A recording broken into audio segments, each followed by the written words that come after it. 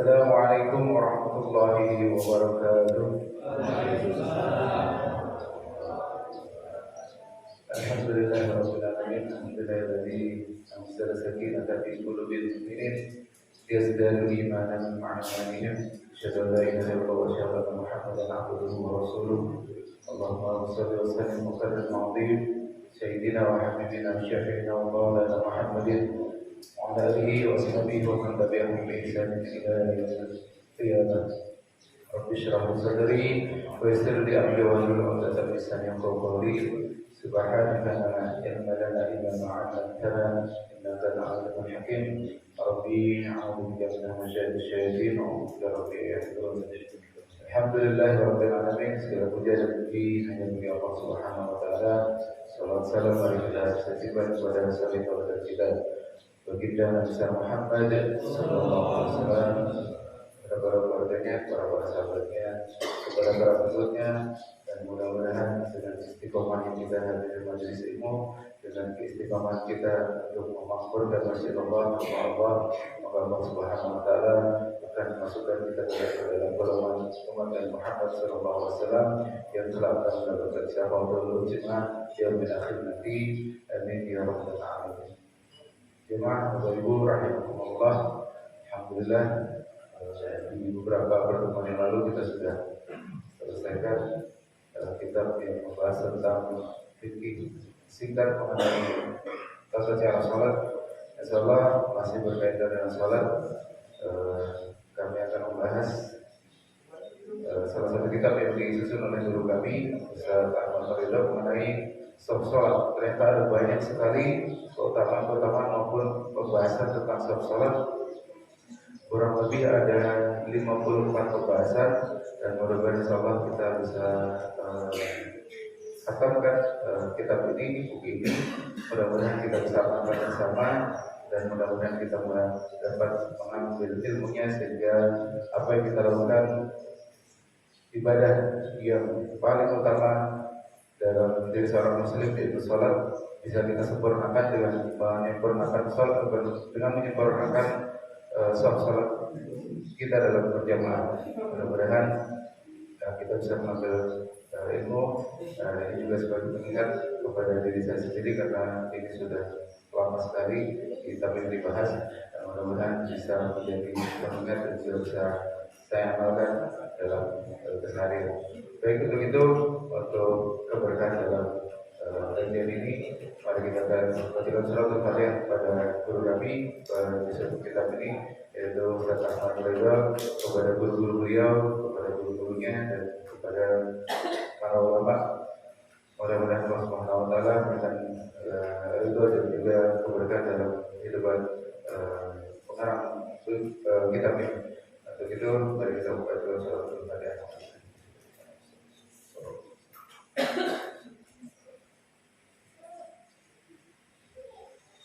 Al-Fatihah.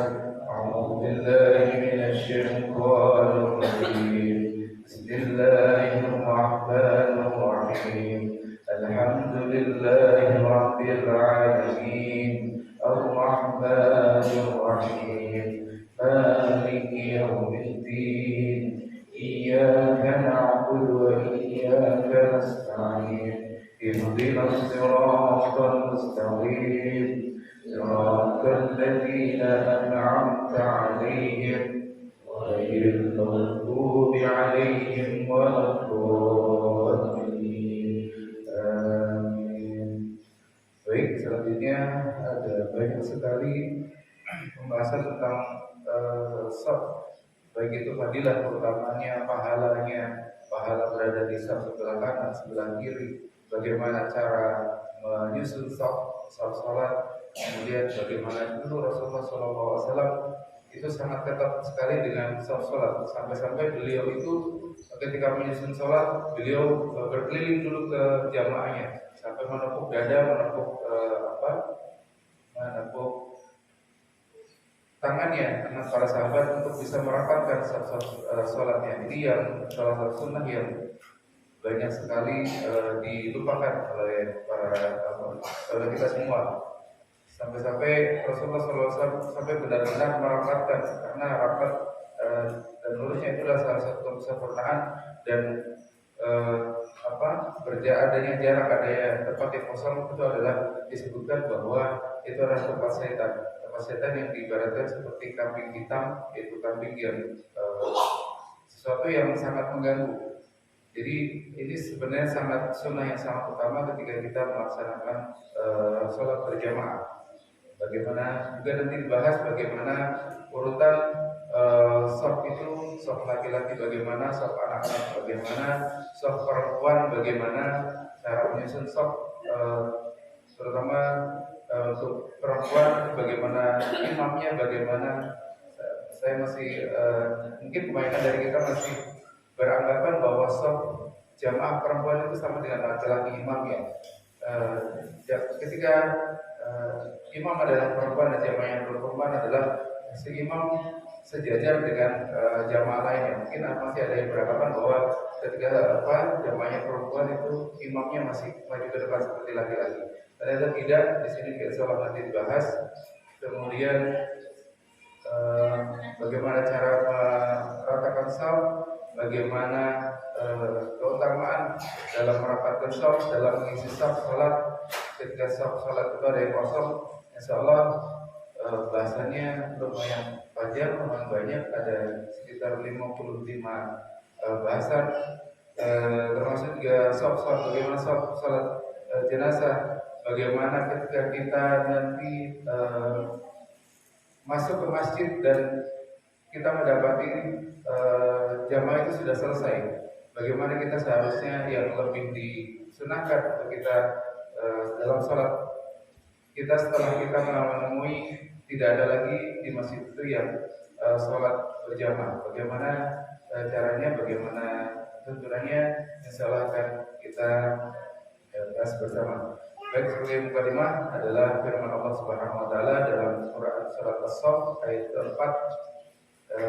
Surat saking pentingnya shaf ini sampai di ada dalam satu surat pun yang berisi tentang shaf, yaitu surat As-Saff. Walaupun di dalamnya hanya ada satu ayat yang membahas tentang shaf salat. A'udzubillahi minasyaitonir rajim. Bismillahirrahmanirrahim. Innallaha yuhibbul ladzina yuqatiluna fi sabilihi saffan ka'annahum bunyanun marsus. Sesungguhnya Allah menyukai orang-orang yang berperang di jalannya dalam barisan yang teratur, seakan-akan mereka seperti suatu bangunan yang tersusun kokoh. Begitu juga kita dalam salat berjamaah diibaratkan kita sedang melakukan perang yang di dalamnya harus disusun seperti susunan bangunan yang tersusun kokoh. Maka insyaallah nanti akan kita bahas bersama bagaimana cara menyusun shaf salat yang kokoh itu. Kemudian dalam hadis riwayat Rasulullah SAW, fadilah shaf sempurna, yaitu yang pertama membuat Allah bangga. Diriwayatkan dari Abu Sa'id Al-Khudri rahimahullah, ia berkata, Nabi SAW, yadahadullahu ila thalathi al-qawmi idha sufu fi salat wa ila rajuli tuqadilu wara'ahu asrahi bihi wa ila rajuli yuqamu fi sawadil layl. Allah tertawa senang melihat 3 orang. Tapi ketika ada redaksinya tertawa, jangan dibayangkan Allah itu tertawa seperti kita. Artinya Allah itu sangat senang melihat 3 orang, yaitu siapa saja? Orang yang berbaris dalam shaf yang rapi untuk sholat, kemudian orang yang berperang di belakang kawan seperjuangannya, dan kepada orang yang beribadah di kegelapan malam. Ini insyaallah Allah juga akan sangat senang ketika kita tadi sudah berangkat menuju masjid dalam keadaan gelap untuk melakukan sholat subuh berjamaah. Mudah-mudahan ini menjadi asbab Allah Subhanahu wa taala akan senang kepada kita semua, dan insyaallah kita akan mendapatkan ridha Allah Subhanahu wa taala. Kemudian dihitung sebagai shaf para malaikat. Dalam hadis Rasulullah SAW, Imam Muslim meriwayatkan dari Jabir bin Sumarah radhiyallahu anhu, ia berkata, Rasulullah SAW berkata pada para sahabat, ala tasufuna kama tasuful malaikatu 'inda rabbihim biha. Apakah kalian tidak mau berbaris layaknya barisan para malaikat di hadirat Allah?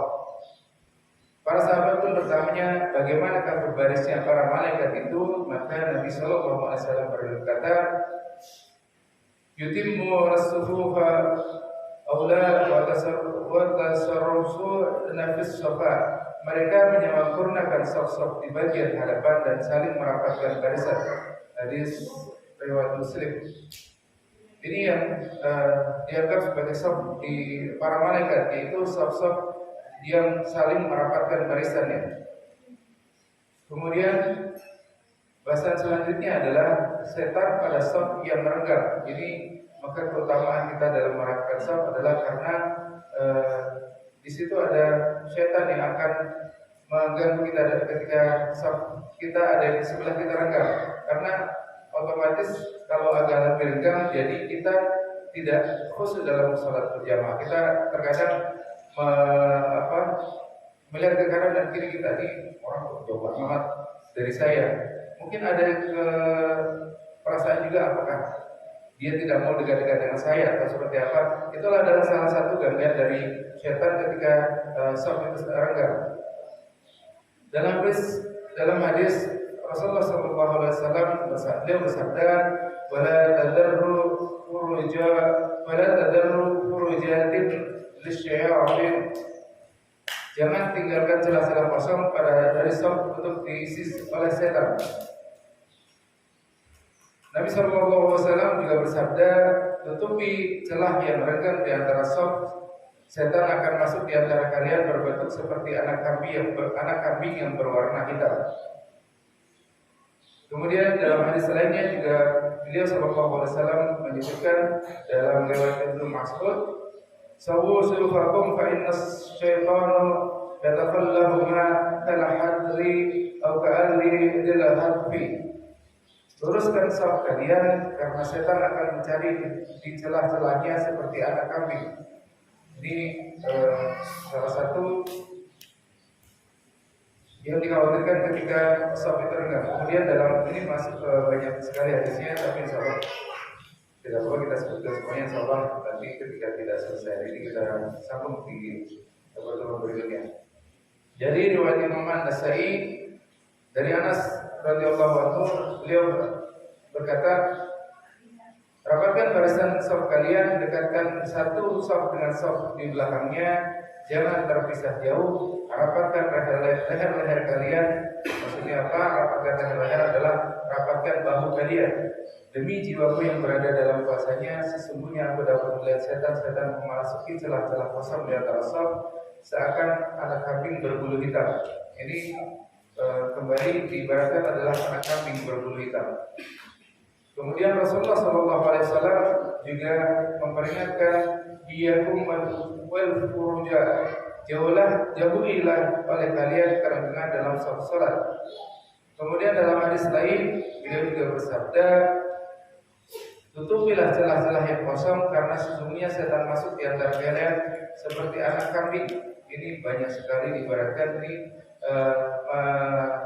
mengindikasikan bahwa sangat penting untuk merapatkan saf salat. Kemudian dari hadis riwayat lain Rasulullah SAW juga bersabda, siapa yang melihat adanya celah di dalam saf, maka hendaklah segera menutupnya dengan dirinya sendiri. Jika dia tidak melakukan sampai orang lain melewatinya hingga melangkahi bahunya, maka orang itu tidak berdosa, sebab dia tidak memiliki kehormatan. Maksudnya apa? Ketika ada jamaah lain yang di belakangnya melihat saf depannya masih kosong dan dia maju ke depan untuk mengisi saf tersebut, maka tidak dihitung sebagai dia mengganggu sholat orang di sebelahnya, karena yang di sebelahnya tidak segera menutup saf yang kosong. Itu tidak dianggap berdosa karena mengganggu dalam sholat orang yang berada di depannya. Kemudian faedahnya, dalam fatwa Imam Muhammad Ramli disebutkan bahwa saf-saf yang terputus masih mendapatkan fadilah berjamaah, tapi tidak mendapatkan fadilah shaf. Pendapat yang tepat adalah yang pertama, yaitu tidak mendapatkan fadilah berjamaah, walaupun ada yang menyebutkan juga tidak masih mendapatkan fadilah shaf. Ketika saf itu masih banyak renggang, masih banyak kosong. Kemudian bahasan selanjutnya adalah itu tadi banyak sekali hadis yang kembali mengingatkan bahwa betapa pentingnya untuk kita merapikan salat kita. Kemudian bahasan selanjutnya adalah pahala menutup saf yang kosong. Yang pertama adalah selalu tersambung dengan rahmat Allah Subhanahu wa taala. Bagi yang mau menutup saf yang kosong, maka akan mendapatkan banyak sekali pahala. Tadi Rasulullah sudah dijelaskan sebelumnya, jangan tinggalkan celah kosong dari saf untuk diisi oleh setan. Siapa yang menyambung safnya sehingga tidak ada celah kosong, maka Allah akan menyambungkannya dengan rahmatnya. Siapa yang memotong saf, membiarkan saf terputus, maka Allah Subhanahu wa taala memutuskan orang itu dari rahmatnya. Ini ancaman Allah Subhanahu wa taala bagi yang sengaja untuk tidak merapatkan safnya. Kemudian yang keutamanya adalah kita akan yang disebutkan adalah tersambung dengan rahmat Allah Subhanahu wa taala. Maka yang selanjutnya adalah diangkat satu derajat dan dibangunkan rumah di dalam surga Allah Subhanahu wa taala. Masyaallah, keutamanya adalah dibangunkan rumah di dalam surga Allah Subhanahu wa taala.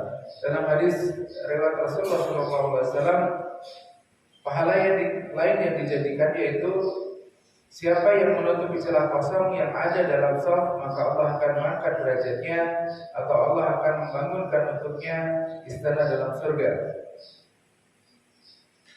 Kemudian yang selanjutnya adalah mendapat keampunan dari Allah dan doa dari para malaikat. Masyaallah, ketika para malaikat sudah berdoa, maka insyaallah makbul. Ini sebenarnya salah satu keutamaan kita, kenapa kita apalagi sebagai laki-laki diutamakan untuk sholat berjamaah di masjid, yaitu salah satu keutamanya adalah kita juga didoakan para malaikat. Termasuk dalam kajian ini ketika kita membaca keutamaannya, bahwa siapa yang menghadir di majelis ilmu juga salah satunya didoakan oleh para malaikat, dinaungi oleh sayap-sayap malaikat. Maka mudah-mudahan kita selain hadir dalam kajian ilmu, juga kita usahakan semaksimal mungkin untuk bisa kita melaksanakan salat berjamaah di masjid untuk mendapatkan keutamaan-keutamaan dan pahala-pahalanya. Mudah-mudahan ini menjadi pengingat dari bagi diri saya sendiri dan juga kita semua. Mendapatkan keampunan dari Allah dan doa dari para malaikat. Dari dalam Musnad Ahmad dari Aisyah radhiyallahu anha, beliau meriwayatkan, innallaha azza wa jalla wa malaikatahu alaihi wassalam yusalluna 'alal ladzina yasilluna sufufu wa man sadda furajatan rafa'ahu Allahu baha darajatan. Sesungguhnya Allah azza wa jalla beserta para malaikatnya mendoakan orang-orang yang menyambung shaf. Siapa yang menutupi satu kekosongan, maka Allah akan mengangkatnya satu derajat. Kemudian keutamaan yang lain juga disebutkan, diampuni dosa-dosanya. Man sadda furajatan fis safa ghurifa lahu. Siapa yang menutupi suatu kekosongan dalam shaf, maka diampuni dosanya. Juga salah satu keutamaan adalah dituliskan satu kebaikan dan dihapus satu kesalahan.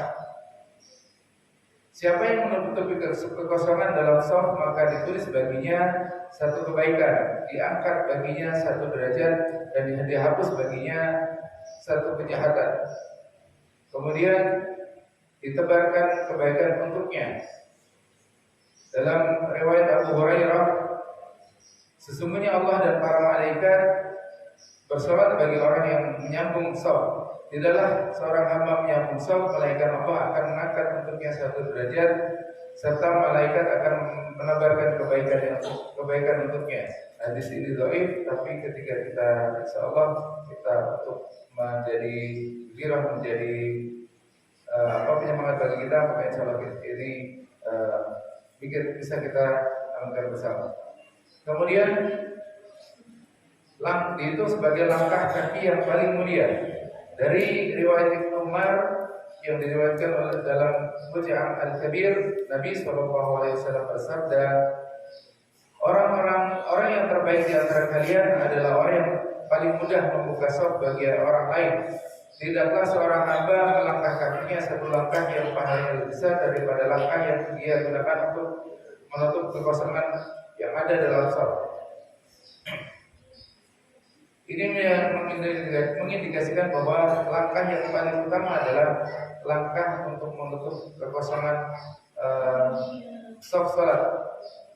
Langkah kaki yang paling mulia adalah langkah yang di mana seseorang itu melangkahkan kaki untuk menutupi kekosongan dalam shaf. Dalam riwayat lain, Ibnu Umar meriwayatkan, tidaklah seseorang melangkahkan kakinya yang pahalanya paling besar melebihi langkah kaki untuk menutupi shaf yang kosong. Kemudian itu tadi beberapa keutamaan ketika kita melangkahkan kaki menutup shaf yang masih kosong. Kemudian ini pembahasan berikutnya adalah mengenai keutamaan shaf yang berada di shaf pertama, itu mendapat doa dari Nabi SAW dan mendapat doa dari para nabi dan para malaikat. Dalam hadis Rasulullah SAW yang diriwayatkan oleh Imam An-Nasai menyebutkan dari Irbad bin Sariyah, Nabi SAW mendoakan shaf pertama 3 kali, sedangkan untuk shaf keduanya hanyalah sekali. Maka alhamdulillah ketika kita mengisi shaf pertama kita didoakan oleh Nabi. Dalam riwayat Imam Ibnu Majah, ia berkata, Rasulullah SAW memintakan ampunan bagi orang yang sholat pada shaf pertama 3 kali dan bagi yang sholat di shaf keduanya hanya sekali. Oke, Masya Allah, kita didoakan oleh Nabi ampunan. Nabi mendoakan kita agar Allah Subhanahu Wa Taala berikan ampunan untuk dosa-dosa kita sampai 3 kali. Maka itu keutamaan kita berada di shaf depan.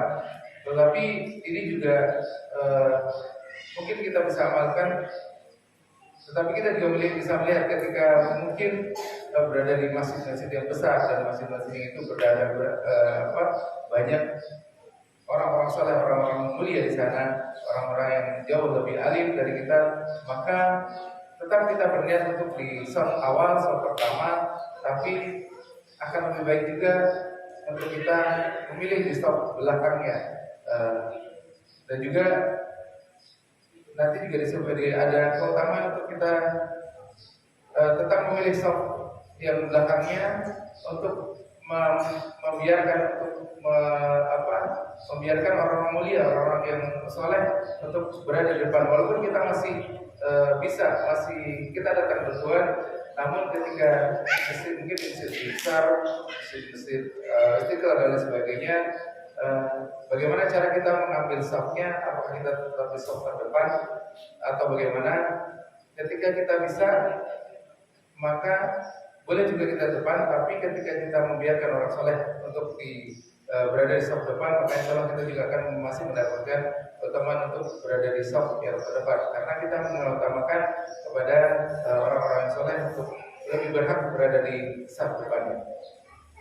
Kemudian hadis riwayat lain, keutamaan untuk yang berada di shaf pertama dari Imam Ibnu Majah, beliau juga meriwayatkan dari Abdurrahman bin Auf radhiyallahu anhu, Nabi SAW bersabda, Innallaha wa malaikatahu yusalluna 'ala saffal awwal. Sesungguhnya Allah dan para malaikat berselawat untuk orang-orang yang salat di shaf pertama. Jadi salah satu keutamaan yang Masya Allah, dan sudah seharusnya menjadi semangat untuk kita untuk bisa bersegera mungkin menuju ke masjid untuk mendapatkan shaf yang pertama, karena tadi didoakan oleh Nabi dan juga Allah dan para malaikatnya bersalawat untuk kita. Kemudian dalam riwayat lain Dari Abu Hurairah radhiyallahu anhu, Nabi SAW berkata, seandainya mereka tahu kelebihan yang ada pada saf pertama, pasti mereka akan membuat undian. Ini saling berebut, maksudnya ketika banyak orang yang bisa hadir duduk di saf pertama, mereka akan saling berlomba-lomba untuk mendapatkan saf pertama tersebut. Kemudian dalam hadis Abu Daud dari Ubay bin Ka'ab radhiyallahu anhu disebutkan bahwa inna safa al-awwal 'ala al-mithli safal malaikati walau 'alimtum ma fadilatuhu labtada'tuhu. Sesungguhnya saf pertama itu seperti saf para malaikat, sudah disebutkan di awal tadi. Ini disebutkan juga bahwa saf pertama itu seperti safnya para malaikat. Seandainya kalian tahu apa saja kelebihannya, pasti kalian akan memperebutkannya. Ini fadilah atau keutamaan kita berada di saf pertama, yaitu yang pertama adalah didoakan oleh Nabi, dan juga Allah dan malaikatnya bersalat untuk orang yang berada di saf pertama. Mudah-mudahan kita Allah Subhanahu wa taala memberikan kemudahan kepada kita untuk bisa hadir lebih awal untuk kita menempati saf yang di depannya. Kemudian kelebihan ini ada saf kedua dan ketiga juga masih ada kelebihan ya. Disebutkan dalam hadis Nabi sallallahu alaihi wasallam, riwayat Ibnu Majah dari Irbad bin Sariyah radhiyallahu anhu, dia berkata, kana Rasulullah sallallahu alaihi wasallam yastaghfiru lis-saffal mu'addami thalathan walithani marratan. Rasulullah sallallahu alaihi wasallam memintakan ampunan bagi orang yang salat saf pada saf pertama 3 kali, bagi yang salat di saf keduanya hanya sekali. Ini saf kedua juga masih mendapatkan keutamaan, yaitu dimintakan ampun oleh Rasulullah SAW, tapi hanya sekali.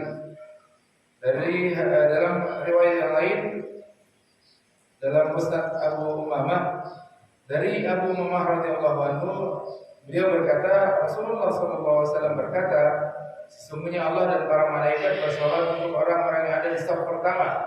Maka para sahabat pun berkata, doakan untuk saf keduanya. Doakan untuk saf kedua juga wahai Rasulullah SAW. Beliau pun berkata, sesungguhnya Allah dan para malaikat bersalawat untuk orang-orang yang ada di saf pertama. Maka para sahabat pun berkata, doakan untuk saf kedua juga wahai Rasulullah. Beliau Rasulullah SAW pun berkata, sesungguhnya Allah dan para malaikat bersalawat untuk orang-orang yang ada di saf pertama. Maka sahabat pun berkata, ini tadi menyebutkan bahwa 3 kali Rasulullah mendoakan.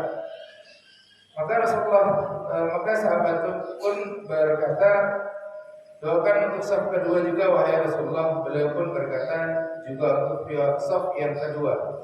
Rasulullah menyebutkan 3 kali dulu untuk yang saf berada di saf pertama. Kemudian setelah itu beliau juga berkata juga itu berlaku juga untuk yang saf kedua.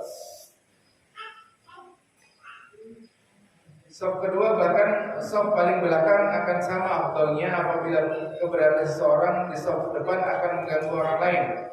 Imam Muhammad bin Hasan meriwayatkan dalam kitabnya Al-Athar bahwa Imam Muhammad bertanya kepada Imam Atha, apakah salat di saf pertama lebih afdal dari saf kedua? Maka beliau menjawab, yang dikatakan dalam hadis adalah jangan berdiri pada saf kedua hingga saf pertama penuh. Maksudnya jangan mengatakan saf kedua penuhi dulu yang saf pertama. Itu ketika saf kedua penuh juga itu masih mendapatkan utamanya. Kemudian memilih saf belakang karena takut menyakiti orang lain, ini yang saya sebutkan tadi, lebih memilih kita berada di saf belakang karena takut menyakiti orang lain, atau orang lain itu masih lebih berhak berada di saf pertama. Mungkin orang lain itu kita tahu bahwa beliau lebih alim dan lain sebagainya, maka kita memilih untuk saf di belakangnya. Dari Ibnu Abbas radhiyallahu anhu, beliau berkata, siapa yang meninggalkan shaf pertama karena takut menyakiti orang lain, maka Allah melipat gandakan baginya pahala shaf pertama. Ini justru malah dilipat gandakan. Ketika kita memilih untuk berada di shaf lebih belakang karena takut menyakiti orang lain. Kemudian Imam Ibnu Abidin dalam Hasyisyah Radul Mukhtar mengatakan dalam kitab Al-Mi'raj disebutkan yang afdal adalah salat di shaf belakang jika seseorang takut mengganggu dan menyakiti orang lain. Nabi SAW bersabda, siapa yang meninggalkan shaf pertama karena takut menyakiti seseorang, maka Allah melipat gandakan baginya shaf pertama. Ini adalah pendapat yang dipilih oleh Imam Abu Hanifah dan juga Imam Muhammad mengenai masalah makruhnya haram atau haramnya meninggalkan shaf pertama padahal mampu didapatkan. Itu tadi yang saya sebutkan, dia mampu, dia bisa untuk berada di shaf depan, tapi dia lebih memilih untuk berada di shaf belakang. Maka insya Allah akan tetap mendapatkan keutamaan berada di shaf paling depan. Sudah jam 5.51. Mungkin ini dulu yang bisa saya sampaikan. Mohon maaf jika penyampaiannya terlalu monoton seperti orang baca, karena memang jadi buku ini sudah lama sekali dibahas di kajian kami, dan mudah-mudahan ini juga sebagai pengingat bagi diri saya sendiri. Mudah-mudahan kita bisa menghatamkannya. Masih banyak sekali bahasan-bahasan tentang bagaimana kita menyusun shaf dan juga keutamaan tentang shaf. Juga ada disebutkan di sini juga keutamaan datang lebih awal ke masjid dan lain sebagainya. Insyaallah dalam pertemuan berikutnya kita akan bersama berdoa Allah Subhanahu wa taala memanjangkan umur kita, berikan hidayah kepada kita untuk kita bisa hadir dalam kajian-kajian dan dalam majelis ilmu, untuk kita semakin cinta dan mudah-mudahan Allah dan Rasulnya semakin cinta dan ridha kepada kita. Itu saja yang bisa saya sampaikan. Kurang lebihnya mohon maaf. Assalamualaikum warahmatullahi wabarakatuh. Waalaikumsalam warahmatullahi wabarakatuh. Khairan, silakan kepada